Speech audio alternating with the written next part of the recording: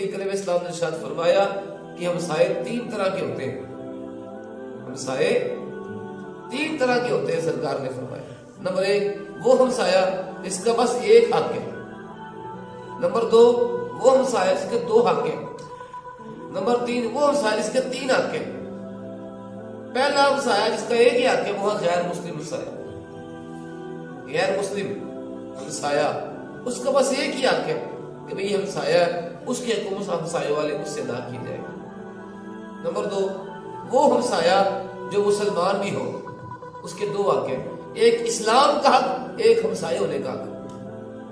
یعنی ایک مسلمان ہونے کا حق اور ایک ہمسایہ ہونے کا حق. اور وہ ہمسایہ جس کے 3 حقوق ہوتے ہیں وہ ہے رشتہ دار ہمسایہ. وہ کون ہے؟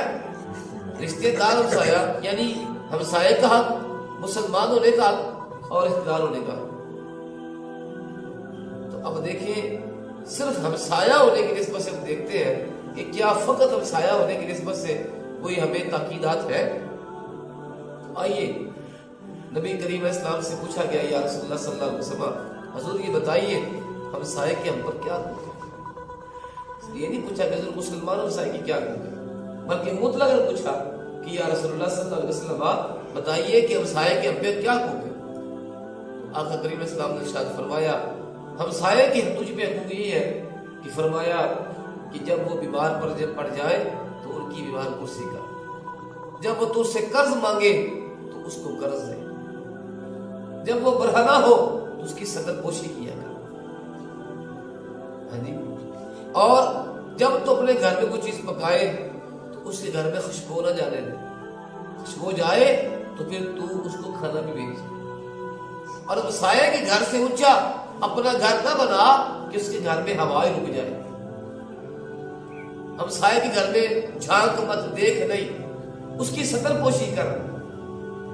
اور ہمسائے کا یہ بھی حق ہے جب وہ خود باہر ہو تو اس کے گھر کی حفاظت خود بھی کر, نظر رکھ.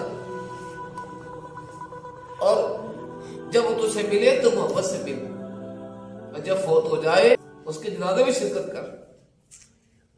اس کے علاوہ بھی ایسے الفاظ موجود ہیں حدیث پاک میں کہ فرمایا تو اس کو اذیت نہ دے.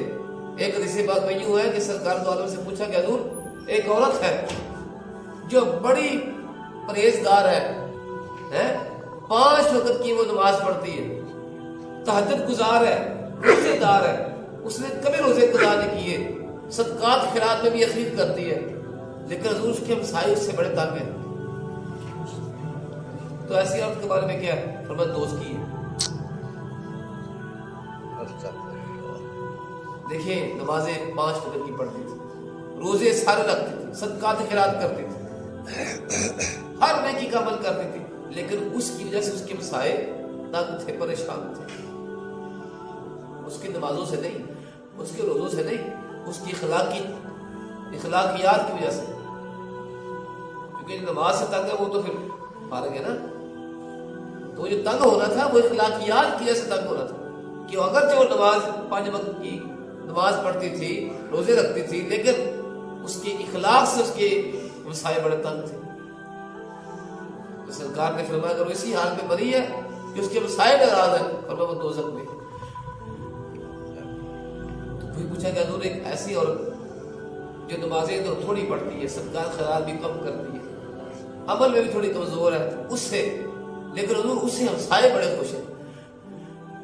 جی ہمسائے اس سے بڑے خوش ہیں. یعنی اخلاقی طور پہ اس میں دونوں مراد ہے, مرد ہو عورت ہو. سرکار نے فرمایا وہ جنتی ہے. ہمسایوں کے حقوق کے بارے میں سرکار کا فرمان اور ہے. سرکار نے فرمایا مجھے جبریل نے ہمسایوں کے بارے میں اتنی تاکید کی, وصیت کی, اتنی تاکید کی کہ مجھے یہ خوف ہو گیا کہ کہیں میری وراثت میں بھی ہمسایوں کو شریک نہ کر لیا جائے. اللہ اکبر. یعنی یہ امت کے لیے تھا کہ اتنے حقوق ہمسایوں کے